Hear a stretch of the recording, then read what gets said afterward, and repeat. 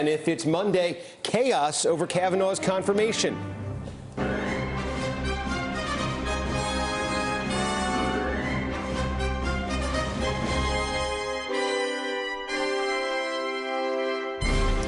Good evening. I'm Steve Kornacki in New York, in for Chuck Todd. Welcome to MTP Daily. We begin tonight with breaking news as the confirmation battle over Judge Brett Kavanaugh has been roiled by an on-the-record allegation of sexual assault. Today, we received word that Judge Kavanaugh's accuser is willing to testify. So is Judge Kavanaugh. But there appears to be little appetite among Republicans to hold a hearing. But just a short time ago, President Trump spoke about delaying the confirmation. If it takes a little delay, it'll take a little delay. It shouldn't certainly be very much. They had the information in July, as I understand it. That's a long time ago, and nobody mentioned it until the other day. It's very unfortunate that they didn't mention it sooner. If they delayed a little bit just to make sure everybody's happy, they want to be happy. I can tell you, the Republican senators want to be 100% happy themselves. They're doing it very, very professionally. Again, this should have been brought up a long time ago. So what happens now? Well, it has been a wild day of fast-moving developments after, of course, California professor Christine Blasey Ford went public with her allegations. She told the Washington Post that the president's Supreme Court pick tried to drunkenly assault her at a high school party more than 30 years ago. She told the Post, quote, "I thought he might inadvertently kill me. He was trying to attack me and remove my clothing." Here is Professor Ford's lawyer earlier today.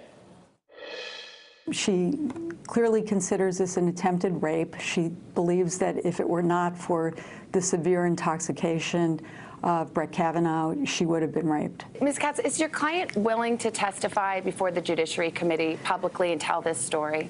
She is. She's willing to do whatever it takes to get her story forth, yes. And Ford's lawyer says that she has therapist notes and a lie detector test to back up the allegations. We should note NBC News has not spoken directly to Professor Ford. We haven't seen those therapist notes either. Still, Kavanaugh has spent a good chunk of the day at the White House, huddled there with officials trying to figure out what to do. He put out a statement this morning. It said, quote, "This is a completely false allegation. I have never done anything like what the accuser describes to her or to anyone. Because this never happened. I had no idea who was making this accusation until she identified herself yesterday."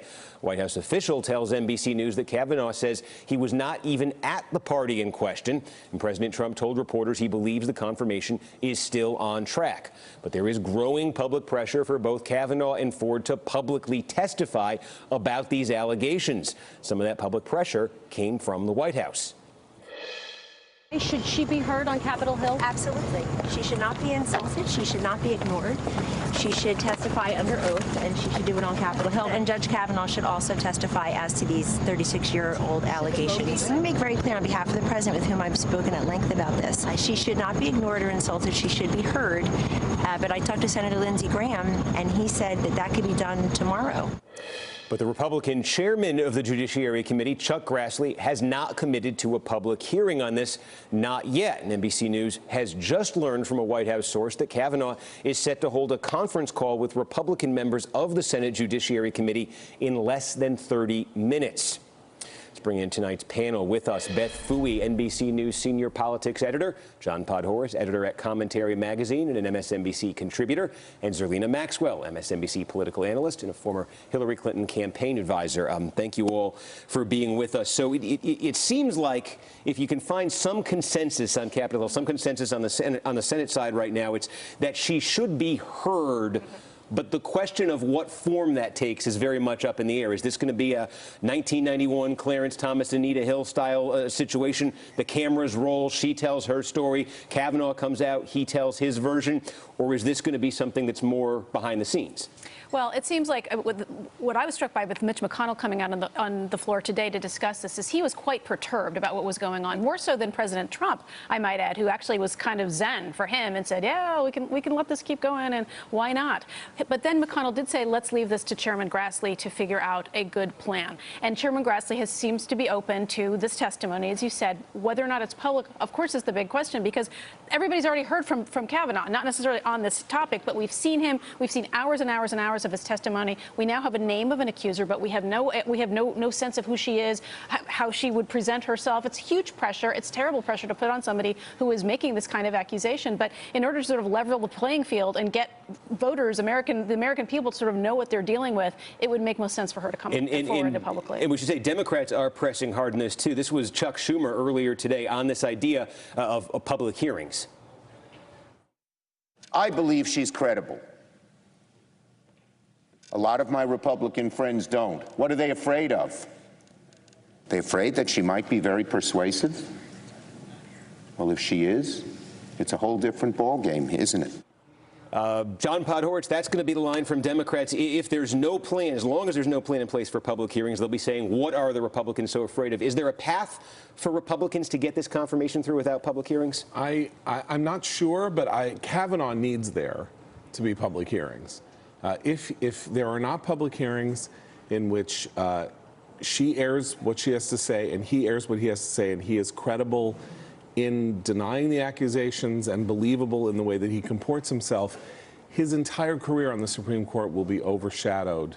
Well, not overshadowed, but there will be a shadow over his entire career on the Supreme Court from this point forward. He needs there to be public hearings. So what's the, we should say too, Susan Collins, it sounds like, you know, in such an evenly divided Senate, Susan Collins certainly giving indications maybe that she thinks there ought to be hearings here as well. You know, if you have the risk there of losing Susan Collins, if you're a Republican, you gotta take that seriously. Do you expect, Zerlina, we'll have hearings? I hope so. I don't know what to expect. I can't predict anything in this political climate, but I do think that there should be hearings because the American people absolutely need to examine not just her story, although we do know her story because she put it in the Washington Post, but also they need to hear from him because in the present day, he is calling her a liar. That is not in the past. In the present day, he's calling her a liar, and the American people deserve and are entitled to basically balance whether or not, you know, his integrity is intact in this particular moment. Because look, this is a lifetime appointment on the Supreme Court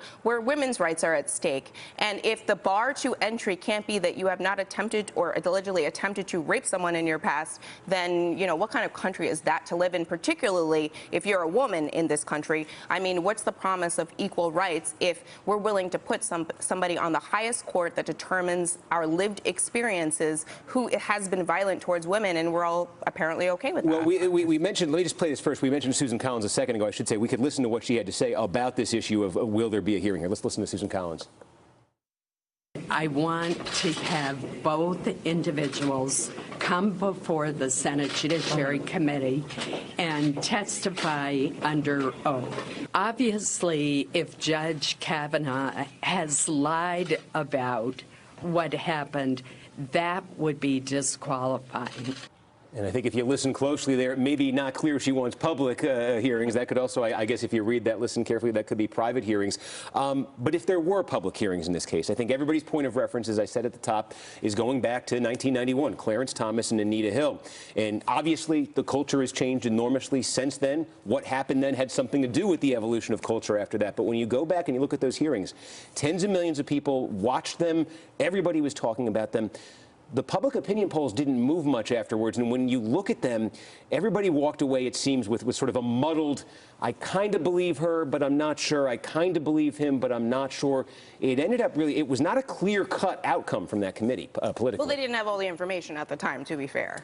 Well, that's, we can get into the separate question of the decision not to call Angela Wright. But in terms of what was before people, which was an allegation from Anita Hill that for years, Clarence Thomas had subjected her to unwanted advances, that lewd conduct, lewd behavior. She put that out there. She had friends who came and said, hey, she told us about it in real time. Clarence Thomas had his folks who came out and said, no, we worked with him. This is totally out of character. That was all on the record. That was all in front of the American people. Tens of millions of people watched it, and the verdict to that in real time back then was fairly muddled. Yeah, and in that case, it was at least in terms of the accusations, not so dissimilar. We have one person saying this happened, one person saying it didn't. That's exactly what happened with Clarence Thomas and Anita Hill. And ultimately, the judgment was rendered, at least at the time, that people found him more believable than her. That changed over the course of the decades since then. Right now, what we have is a different environment. We have women on the Judiciary Committee, which we did not have back in 1991. No Republican women, unfortunately, but we do have four women on the Judiciary Committee, Democrats, who are going to put this, if there's a public hearing, it's going to be conducted very, very differently than it was back then. That was an all-male panel. Senator Biden, who was at the time the Judiciary Committee chairman, very much criticized for the way he conducted it. It's going to be a very different environment this time, very different showdown in a very different time. But ultimately, it comes down to one or the other person's version of events. But Clarence Thomas, Anita Hill accused him. Clarence Thomas came out of the gate saying, none of this is true. My reputation is being destroyed here. This is a high-tech lynching. He put it on the line that you couldn't be, it was one or the other. And the simple fact of the matter is that the slam dunk was not produced in the course of those hearings to have the senator say he can't possibly serve. Remember, that was a Democratic panel. That was the Democrats had the majority in the Senate. Clarence Thomas performed well enough that the panel wasn't flipped to vote him out and to say that he should not serve. That is why I say Kavanaugh needs hearings. This is a Republican, panel, but a Republican Senate by 2 votes. And if he needs to be able to address the charges being made against him, which again is a 36-year-old charge by one person, okay? In the cases of the things that we've heard over the last year, part of what made them so unassailable was they were thick, right? There were 8 accusers of Roy Moore. There were multiple accusers of Harvey Weinstein, multiple accusers of Les Moonves. Right now, we have one. Right now. One person. Right now, we have one person. And under those circumstances, I don't know that the American people faced with that one-on-one thing will say, it's okay, Brett Kavanaugh should not be confirmed and his life should be ruined on the basis of an unsubstantiated charge. I do want to live in a world, though, where one allegation is taken as seriously as multiple. Because the problem that I have with the narrative that, well, it's only one, is we're dismissing the testimony of that one person. And her story is not a misunderstanding. It's not something that's very gray. She's talking about a violent assault, right? Putting your hand over somebody's mouth to the point where they cannot breathe and they fear for their life. That's not, just a drunken moment or, characterize how a lot of folks who don't understand this issue, how they talk about it. This is something that has to do with consent. That is what sexual assault is about, and often we talk about it in terms that don't have to do with whether or not consent was present or not. You cannot destroy a man's life on the basis of his life is not destroyed. His life will be destroyed. He is on the federal bench right now. His life will be destroyed. Her life has been destroyed. Do you understand what happens after a sexual assault? She was in therapy trying to overcome trauma. I'm sorry, but I let you speak. She says that it happened. He says it didn't happen. We cannot, as a matter of fairness, simply assume that what she is saying is true. But we should in a highly politicized atmosphere. Seriously, and I said we're not taking it seriously. That's why I said there should be a hearing. And I agreed with you on that 100%. Yeah. We are absolutely supposed to take the veracity of her story and weigh that against his denial, as you said. Right. We are in agreement on that. What I don't agree with, though, is that we need a pile of women to go up against one man's denial. Well, Beth, it does strike me, though, that again, where we're talking a Hill-Thomas parallel that I see is how far apart the starting points were here. Because Anita Hill in the 1991 hearing was telling a story of years, a pattern of behavior that extended over years. And the Clarence Thomas answer to that was no. None of that happened. Absolutely none of that happened. It wasn't this area of, well, maybe she misunderstood this or that. And we're in a situation here where the description from Dr. Ford here, Professor Ford, is very, very specific and very, very troubling. And apparently the answer from Kavanaugh at this point is, I wasn't even at the party. Right, and that's what's really sort of stunning about all this, because he had issued a denial on Friday that was just very general. This did not happen. after she came out on Sunday in that article in the Washington Post, he doubled down. He said, I was not at the party. I had nothing to do with this. It's completely not true. He really has stuck his neck out. And that soundbite that you played from Susan Collins, where she said, if he proves to have not been truthful, that's a disqualifying situation. So all it takes is one person to come forward and say, yeah, actually, I do remember him being at that party. And his credibility is completely shot. So he has stuck his neck out very, very far on this. I agree, and I think the oddity of this is that he says he was never at the party. She doesn't remember where the party, or she says we don't have a location for the party. Right, it's not that publicly reported. She was, no, but she was 15 years old. She doesn't remember where it was, she says. So his claim that he wasn't at a party that she doesn't remember the location of, I mean, we're in like, you know, multiple narrative hell here, because if she can't say, well, it was at Phil Jones's house on, you know, on Old Dominion Road, and he's like, well, I was never at Phil Jones's house, but if she can't say where it is, how can he, at his denial of saying I wasn't even at that party, he doesn't know what the party was. That's the weird part. He said, I was never at that party. We don't know that there was a party. How does he know he wasn't at that party? We've not seen the public reporting. Zerlina, before we I just want to ask you quickly about the other aspect of this. That when we saw Republicans making this point today, they said this allegation was given to Dianne Feinstein, ranking Democrat in this committee, a long time ago, and she chose not to do anything with it until last week. Yeah. Do you think she made a mistake there? Or do you think she was respecting the wishes of Dr. Ford and she did the right thing? Look, I just want to clarify something I said on Joy yesterday. I was critical of Dianne Feinstein's decision not to at least tell the other Democrats, but that was before I read the Washington Post. And in the Post story, it's very clear. The professor in this particular story requested that she remain anonymous, and so I always am going to default to doing what the survivor asks for. Okay, Beth, John, Zerlina, stay with us. We're just getting started. Also, a quick clarification here from NBC News. White House team Brett Kavanaugh is set to speak with Judiciary Committee member staffers in just a few minutes, not the senators on the committee themselves. Ahead, should Brett Kavanaugh's hearing be delayed over these explosive allegations? We're going to talk with one of the lawmakers who says yes, Illinois Senator Tammy Duckworth.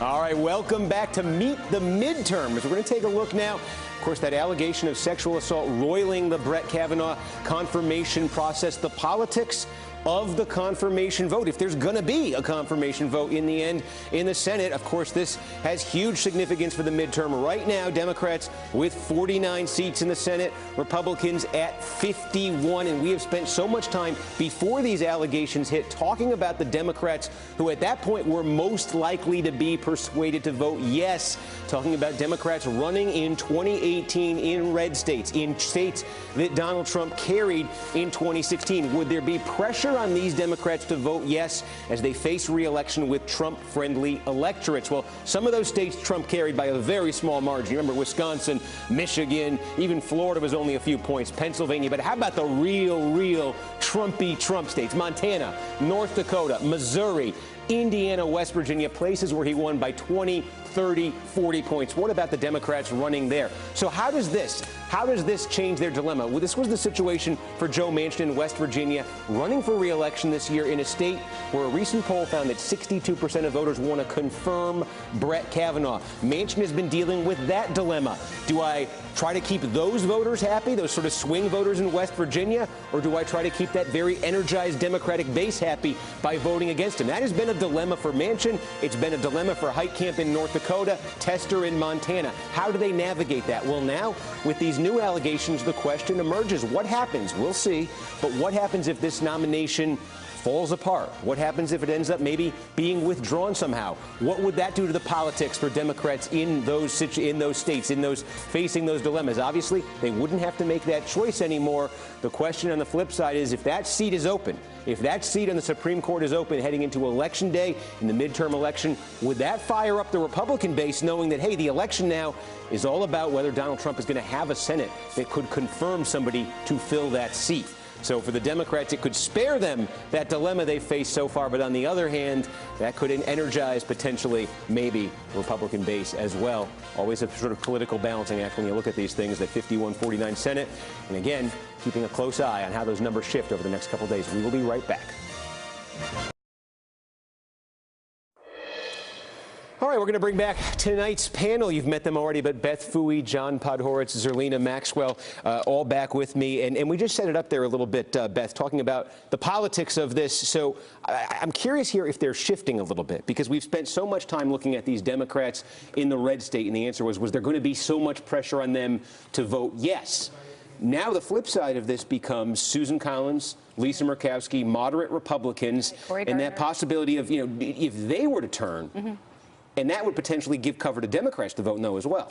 Yeah, I mean, suddenly everybody's looking at 2020. It's how we do things around here in politics. It's like we can not even pay attention to the next race and go to the one after that. But it's a legitimate concern. I mean, it's only 2 years away. These are folks who are up in 2020 who do come from moderate purple states, who are in no hurry to jeopardize themselves any further with women than Republicans have under Trump. Basically, President Trump's popularity among women has just absolutely gone into the toilet. He's down in the 20s.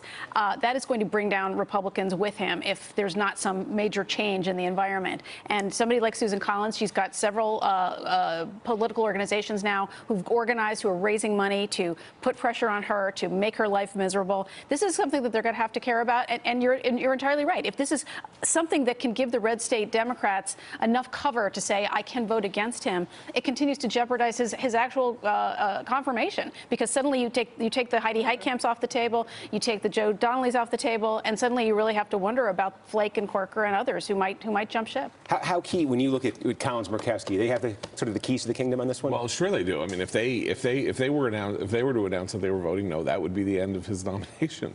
I mean, it's 51-49. That's 2 votes. He's gone unless Democrats were to vote for him, which I see now as being highly unlikely. Having said that, the crosswinds are very interesting, because on the one end you say, well, Republicans have to worry about women, but if Trump's numbers with women are this bad, it's sort of hard to imagine them going lower. That is to say, he's probably hit a floor, at 29-30%, something like that, and the women who are very conservative are going to stick with him.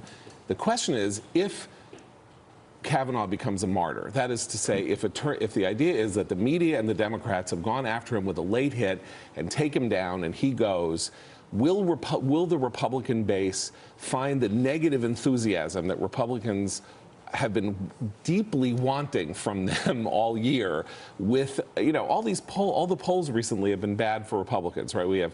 We have Democratic senatorial candidates in Tennessee and Arizona, according to, I guess, your latest poll. I can't remember whose poll. We had both us and CNN had the Republican up and down in Tennessee. Right. So they need Republicans to be angry. Republicans need Republican voters to be angry. It's conceivable in the crosswinds of this that Republicans will get angry that somehow a dirty trick was played on Kavanaugh. I don't know that. I'm just saying that we don't know what the politics are over the next 7 weeks. Is there time to get, if Kavanaugh, if it were to reach a point where he had to withdraw, if it were to reach a point where the votes just aren't there, is there time here for a new nominee to emerge? Well, these senators want to get out and campaigning by early October, but Republicans really want to get this through. Sure, but maybe not. I mean, Merrick Garland's available. He probably could be a good pick. That could be a bipartisan consensus, obviously a joke. But to the big, larger point, though, I think, yes, Republicans do need their base to be angry in order to increase their turnout. But women are already very angry, and I'm talking about women on the left side of the spectrum. They've been angry since the day the Access Hollywood tape came out. They were angry that day, and they've been angry since Donald Trump was elected. And that's why you see so many of them running for office, organizing their communities, getting people out to vote. And that's why so many women, and women of all colors and all backgrounds, are for the first time getting involved in politics.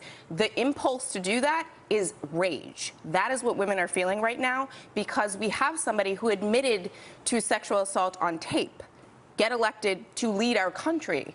And so I think that the Kavanaugh controversy that's happening right now is really an outgrowth of that. If women were upset, and they very much were, if you look at all of the responses from suburban America with women who have not been involved in politics getting involved because they were so angry at the election of Donald Trump, and really the dismissal of the fact of what he said on the Access Hollywood tape as disqualifying for office, I think we're going to see another year of the woman like we saw after Clarence Thomas. After Clarence Thomas and Anita Hill. And in the numbers in 92, by the way, before the 92 election, there were 2 women in the U.S. Senate. After, there were 6. They call that one the year of the woman. Now we have 23. The number of candidates out there, female candidates here, just certainly dwarfs that panel. Stay with us. Also, we're going to be right back. As well, as promised, we have it up and ready to go. Democratic Senator Tammy Duckworth on the latest with Kavanaugh. Stay with us.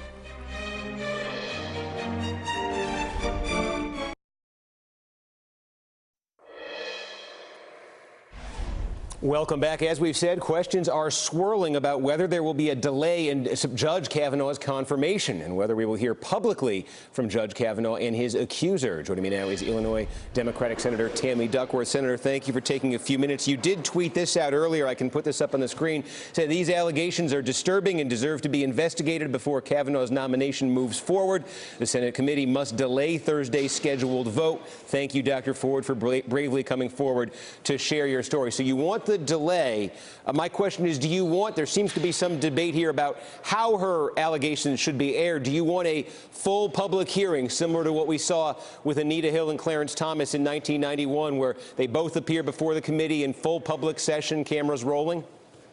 I think the public deserves to hear from certainly Dr. Ford in a full public hearing. They've been hearing a lot from Judge Kavanaugh so far. I think she deserves her day in a public setting. I think that American people deserve nothing less, especially when we're talking about appointing someone to a position for the rest of their life, into the highest court in the land. In terms of the timetable, then, what is reasonable here? Thinking back to 91, the Anita Hill allegation came out on the 6th of October. The committee reconvened for more hearings. They were held the 12th to 14th, basically a week later. Is that roughly the timetable you have in mind here when you talk about a delay in hearings?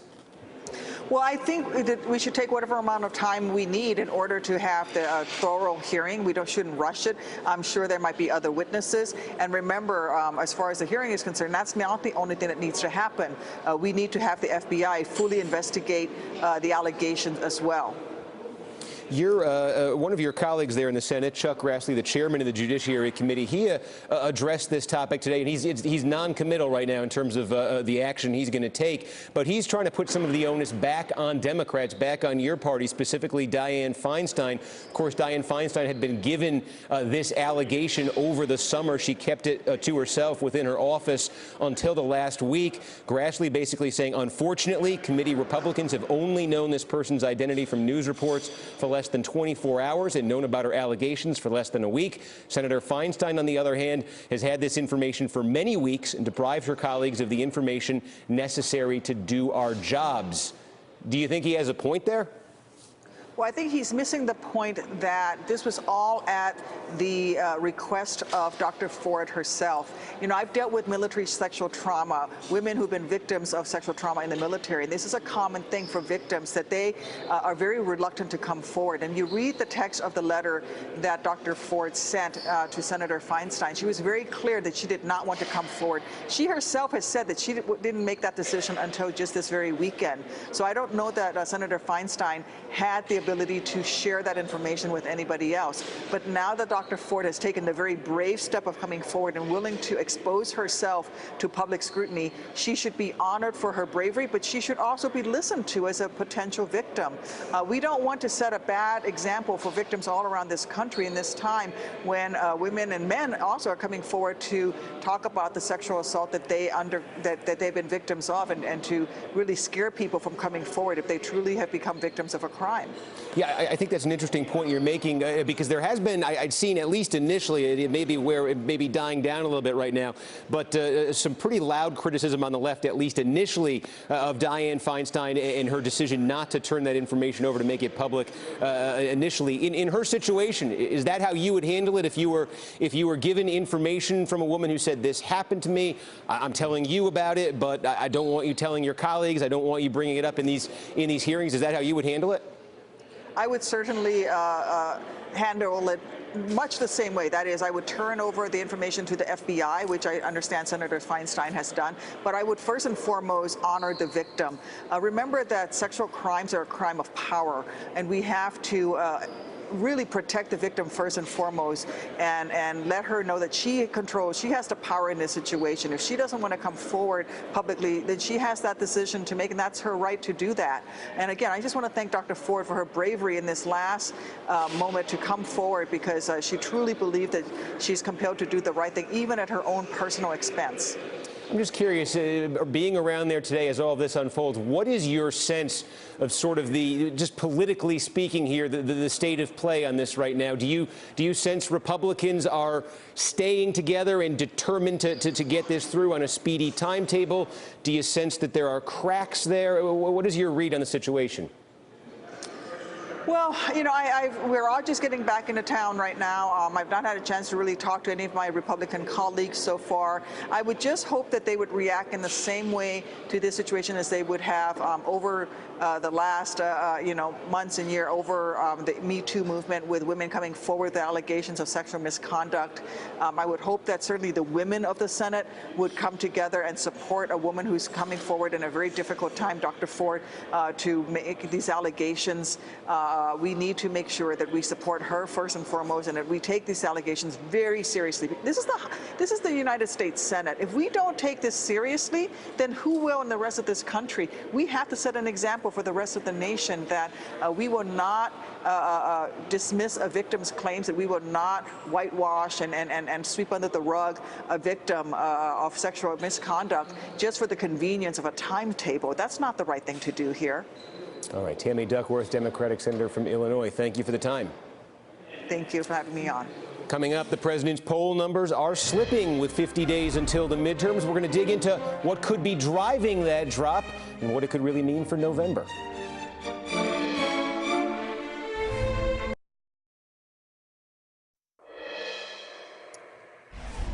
We've got some breaking news out of the White House on the Russia investigation. The president just now has directed his intelligence chiefs to declassify a range of documents, some involving the FBI's application to surveil his former campaign aide, Carter Page. The president is also directing the administration to declassify FBI reports about interviews they conducted with a top Justice Department official, Bruce Ohr. Ohr has been criticized by the president and Republicans for having had contact with the author of that infamous dossier. Breaking news here, and we're trying to figure out, I have the official statement here, Beth, from the White House in front of me, specifically here the president directing the Director of National Intelligence, the Department of Justice, to provide the immediate declassification for pages 10 to 12 and 17 to 34 of the June 2017 FISA court application for Carter Page. Also, FBI interviews with Bruce Ohr in connection to the Russia investigation, and all FBI reports of interviews with Carter Page over FISA applications. So what do you make of this? Gosh, well, sounds like he's under the impression that getting this out will improve his standing, and why not?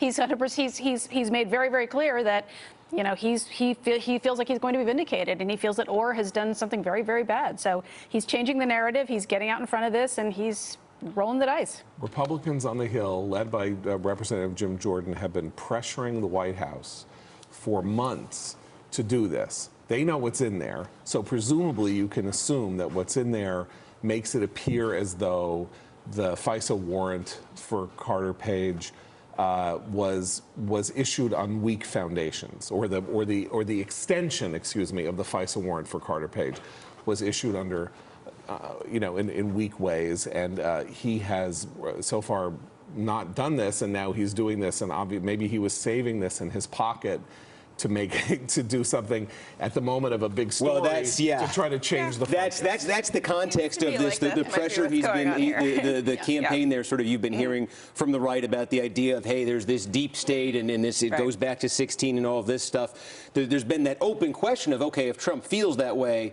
why won't he just declassify these documents?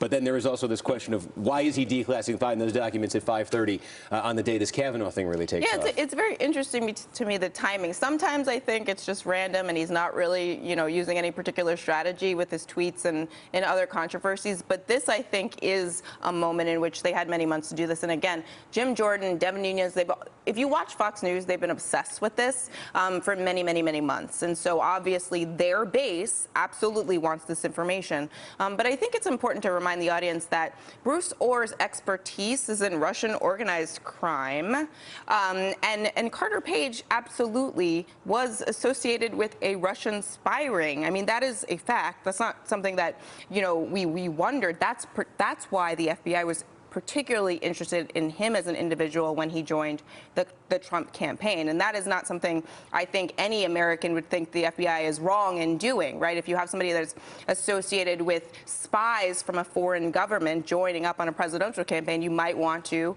submit an application using the documentation that you have to surveil that person. And the FISA court is a very high standard. So yes, these documents are going to come out and they're going to be used as political fodder in a moment when we should really be talking about the Supreme Court.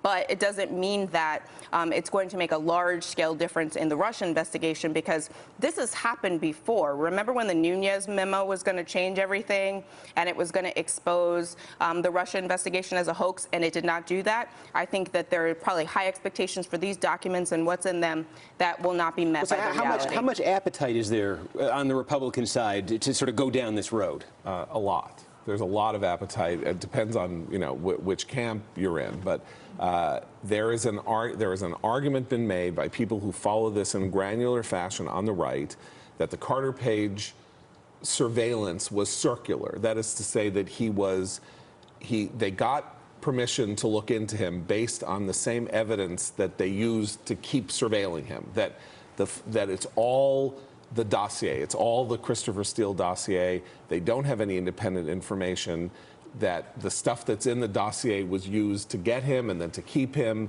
and nothing else has come out. And this is supposed to therefore disqualify the Mueller investigation. Now, I don't think that it does. I do think that it may raise questions that civil libertarians should take seriously about whether or not the FISA court is meeting the high standard that we think the FISA court meets. We have no idea, really. No one's ever seen the inside of a FISA investigation publicly like this before, which is one of the reasons that it's weird that it's all getting declassified. Like, this is not normal behavior for an administration to declassify documents in an ongoing investigation that is still, it's one thing to sort of declassify them after the fact or to let, through historical research purposes. Well, we've got while the investigation's happening. To shed a little more light on this, too, we've got now Ken Dilanian, NBC national security reporter, joining us. I think he's on the phone. So Ken, again, I've got the statement here from the White House, pages 10 to 12, 17 to 34 of the FISA court application here, interviews with Orr, interviews with Carter Page. What are they trying to prove? What do you think is in here? Well, Steve, I couldn't agree with John more that this is not normal. And that's what I'm focusing on right now. Having not seen the actual documents that have been declassified, I've never before seen a statement from the White House ordering the declassification of something that the intelligence agencies were not ready to declassify. And that's going to have huge repercussions, I think. Look, there are reasons that these agencies have not yet been signed off on making this information public. There could be reasons of sources and methods and other sensitivities. And the president has the absolute authority to declassify anything he wants. But the idea that he's doing that potentially over the objection of his own agencies is incredible. Now, what they're doing here, I was just listening to a speech that Devin Nunes, the chairman of the House Intelligence Committee, gave a day or so ago, where he was predicting that this would happen. They are trying to establish that the FISA warrant on Carter Page was almost entirely the product of the Christopher Steele dossier. To me, this whole thing has moved so far from that at this point, with the cooperation agreement from the president's campaign chairman and so many other people who have been convicted and are now cooperating with this investigation. I mean, the Carter Page FISA seems almost irrelevant at this point, but it's become a bête noire on Fox News and other places to show that this investigation is illegitimate, and Donald Trump has now taken a very dramatic step to advance that cause. We've also got Hallie Jackson, I believe, joining us by phone. And so, Hallie, again, covering the White House here, what are you hearing there about the timing of this, about the intent of this? What are they telling you? This has been rumored, I think, for a period of several days, dating back to, I think it was an Axios report, actually, that indicated that the president's allies were hearing that he was going to take this step soon.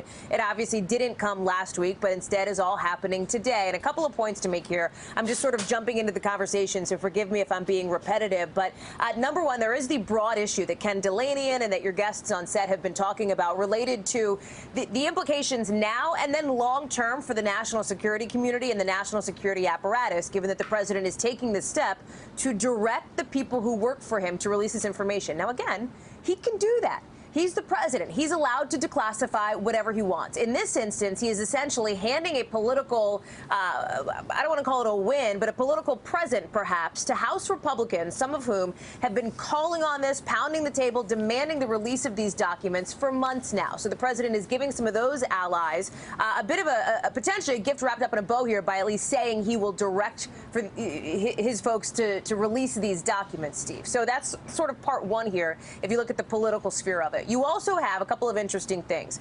What today was the president tweeting about as the Kavanaugh story was sort of just building steam, and he was tweeting about Peter Strzok and Lisa Page, right, and these text messages. And I bring that up because it is an indication of where President Trump's head is at. We know that we have a window into that based on his Twitter page, and this is something he talks about all the time. He frequently mentions Strzok, Page, the text messages that now the White House is calling on the intelligence community to release. You also have a guy named Bruce Ohr, right? The president mentions him. Remember, this is somebody, the president, I remember standing on the White House South Lawn back in mid-August where the president said, hey, listen, I suspect he will lose his security clearance pretty quickly. Now, this was right around the time that he had stripped John Brennan, remember that, of his security clearance. The difference is, of course, Bruce Ohr currently works for the government and currently works for the Department of Justice. There are some big questions related to these documents. You mentioned the page numbers there. I think it was 10 to 12, 17 to 34. If you look at the original documents, those are very, very heavily redacted pages. That is what the White House wants people to see.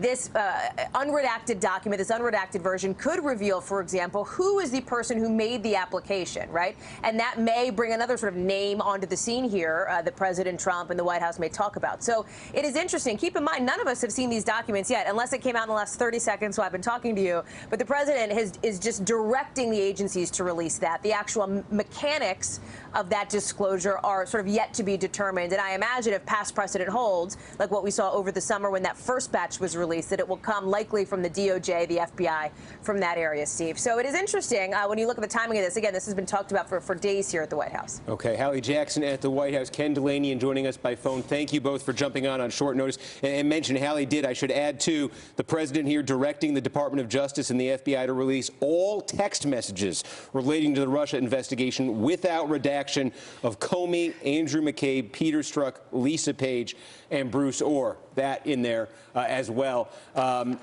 Panel, thank you as well for joining us. Another piece of breaking news right now on the Kavanaugh confirmation. Senator John Kennedy from Louisiana just saying there will be a public hearing with Ford and Kavanaugh. Again, that just being said moments ago. Be right back.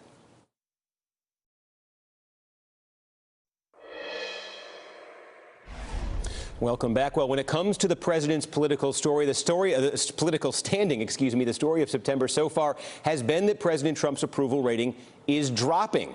Take a look at this. What you're seeing there is the average of every poll that's out there right now. His approval rating sitting at 40.9% when you put them all together. If you went back to late August, just a little less than a month ago, his average back then was getting closer to the mid-40s. It's down 2.5 points in the average in a month, and that is a pretty significant drop, especially when you think about Donald Trump, whose numbers have been within such a narrow range. That's also a potentially critical number when it comes to Democrats and their hopes for the midterm elections. Joining me now to talk about the president's political standing, what it means for the possibility of a blue wave, Patrick Murray. He is the director of the Monmouth University Polling Institute. They have had the best polls, some of the best polls. We had NBC Wall Street Journal, of course, is the best, but some of the best polls we have seen this cycle when it comes to the state of play for the House. So the president's approval rating. Yep. Down 2.5 points on average, but this is a president who's been in a narrow range, right. So that's significant. What do you think has been driving that the last few weeks? Because it has been absolutely stable since May until about 3 weeks ago.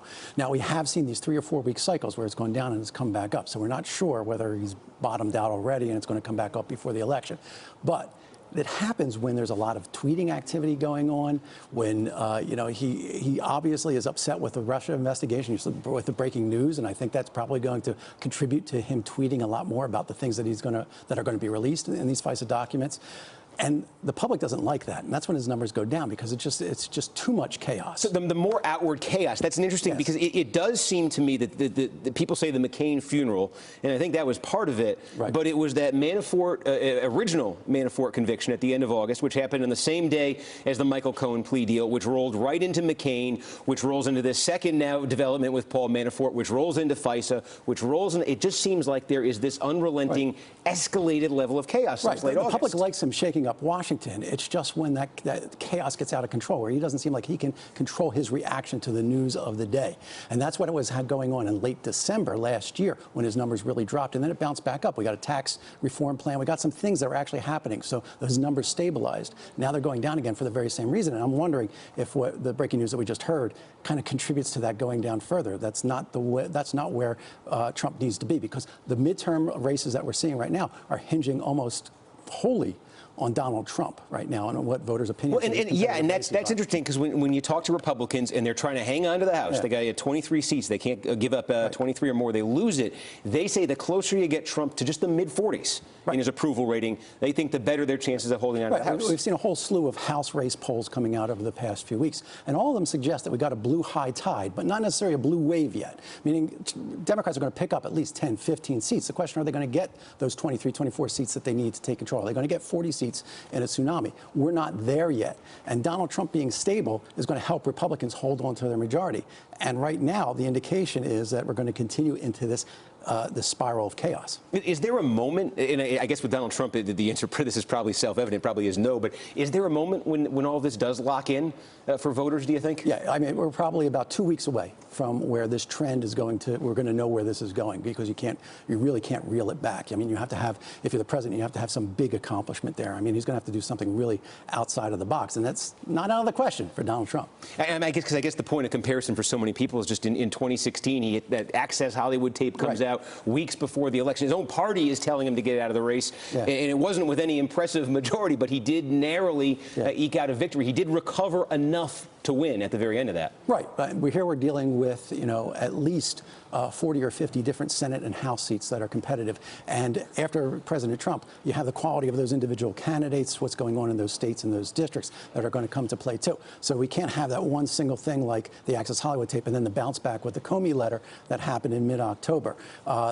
There's going to be a variety of things, but Donald Trump really is the linchpin between whether Republicans hold on or Democrats have a huge wave. Okay, Patrick Murray from Monmouth, the Monmouth poll. You've been doing great stuff on House races, key House races. If you want to know who's going to win the battle for the House this fall, watch the Monmouth poll. Patrick, thank you for joining us. It has been a very busy hour here, and we just got another piece of breaking news for you as well. How about this? This is a new statement just now from the White House on Judge Brett Kavanaugh. Quote, Judge Kavanaugh looks forward to a hearing where he can clear his name of this false allegation. He stands ready to testify tomorrow if the Senate is ready to hear him. Brett Kavanaugh calling for an open hearing there. That is all for tonight. We'll be back tomorrow with more MTP Daily.